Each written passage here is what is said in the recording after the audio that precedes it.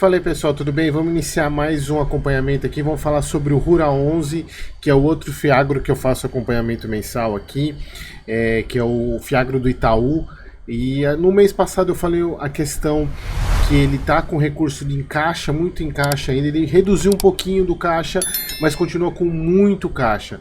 Quase, acho que é 16% do PL em caixa. Nossa, falei caixa 500 vezes aqui. Que eu acredito esse seja o principal ponto de observação nesse fundo, nesse Fiagro, que é o que a gente vai comentar um pouquinho agora.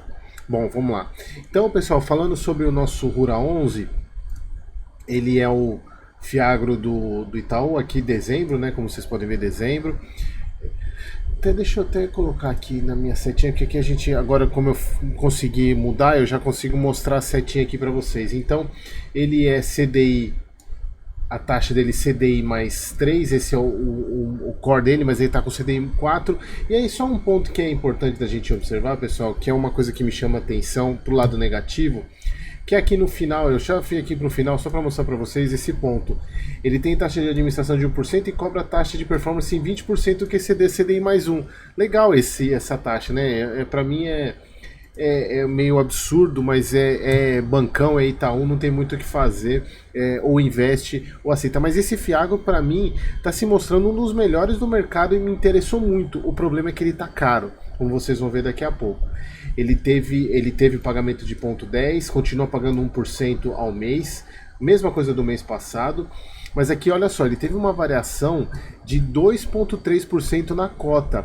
A cota fechou aqui, cadê? Onde que está o valor da cota?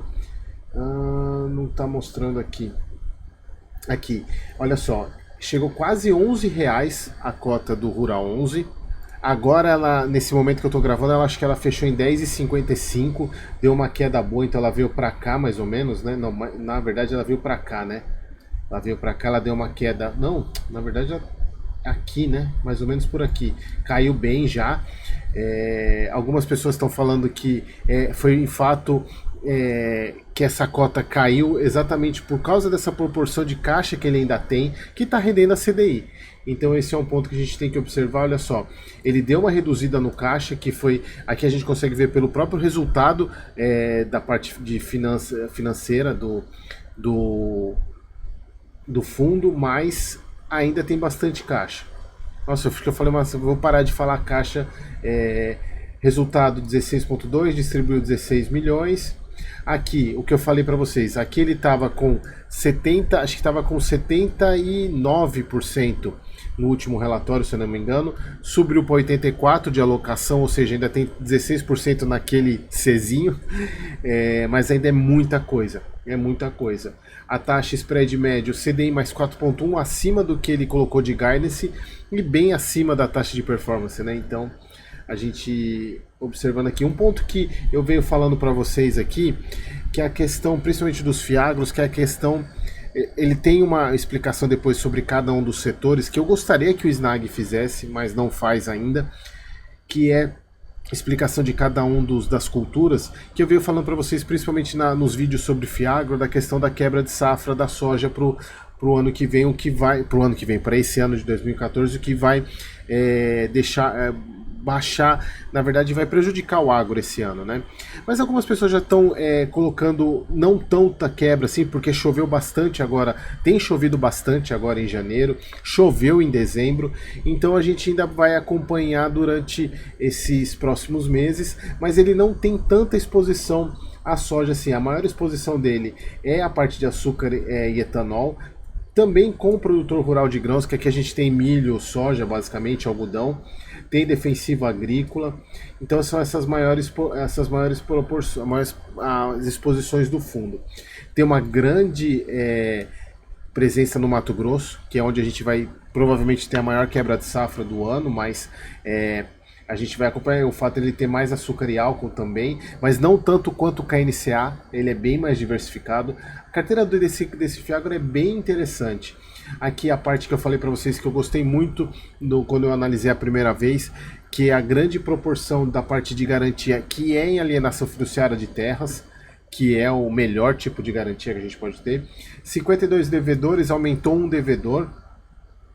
Aqui a gente vai falar um pouco agora sobre os comentários, eles colocando que eles encerraram o ano de 2023 com 84% alocado, que é o que dá os 16% em caixa.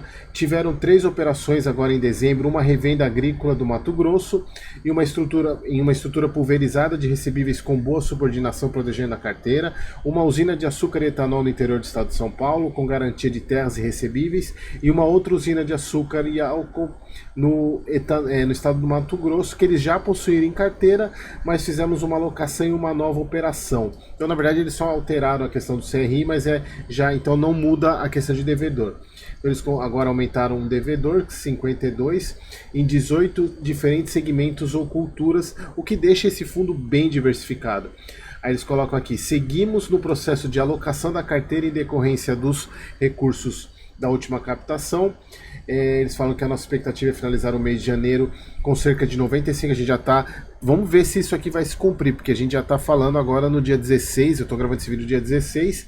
Então a gente está falando do dia 16 aqui. Vamos ver se eles vão cumprir isso para o próximo relatório e 100% até o início de fevereiro. Então eles têm pouco tempo para alocar essa quantidade toda de dinheiro. Vamos ver. Estamos acompanhando a estruturação dos ativos aprovados, que estão levando um maior tempo do que o previsto nessa última fase e, por consequência, atrasando o time inicialmente previsto de alocação. Aqui é a questão de ser Itaú. Isso eu falei no vídeo passado, que o fato de ser Itaú deixa tudo mais burocrático, tudo mais moroso. Por ser um bancão, tem toda a estrutura de diligência do banco, então demora mesmo mais do que o normal, do que um outro tipo de veículo sem a marca Itaú por trás. Que eles falam o mesmo texto da passada sobre o acompanhamento das operações. Gostaria de ressaltar que a carteira continua saudável. Aqui tem um ponto que eu falei no relatório passado e aqui mudou, que tem essa questão desse CRA aqui, desse produtor de grãos, esse CRA aqui, eu até marquei aqui na planilha, cadê? É esse aqui, ó, que representa 1% do PL, esse aqui, produtor de grãos, que nesse caso aqui, no relatório passado, eles comentaram sobre esse ponto, e aqui ele falando que nesse mês o que mudou é que ele assinou um acordo reiterando a questão da dívida e garantindo o seu pagamento, e reconhecendo a não essencialidade do bem dado como garantia. Eles colocaram aqui que, além disso, temos a possibilidade de antecipação do pagamento total da dívida, se ele vender alguma fazenda, se ele vender alguma propriedade. Então é um ponto que está resolvendo essa situação desse CRA aqui, mas é muito pequeno a participação. Aqui eles falando que encerraram o ano com 165 milhões de distribuição. Aqui colocando a questão de que vale mencionar ainda que 2024 com uma visão positiva da carteira de créditos e conscientes das maiores dificuldades que o setor agro deve passar esse ano, demandando assim mais cautela e atenção da gestão, que é o que o mercado já está, que é o que eu tenho falado aí para vocês já há um bom tempo.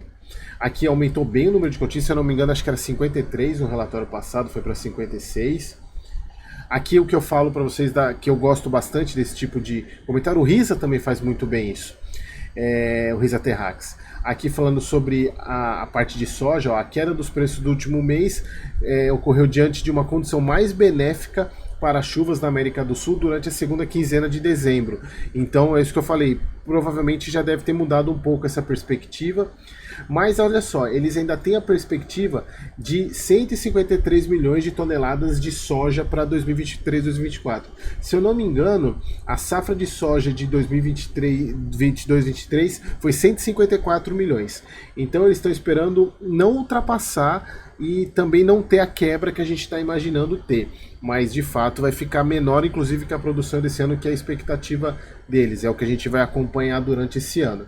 Aqui a parte de milho, que eles falam que devemos observar uma queda na área plantada, mas mesmo assim não vai impactar tanto essa questão, principalmente por causa da produção de milho nos Estados Unidos. E um ponto importante que eu ainda não tinha visto falar sobre isso, que é a retomada da produção da Argentina devido ao novo governo que vai voltar. Eu até falei, não sei qual vídeo que foi que eu falei, acho que foi um dos vídeos de Eric Responde que eu falei sobre a questão da minha percepção da vitória do Milei, e uma delas seria que a gente voltaria a ter um competidor no agro, que é a Argentina.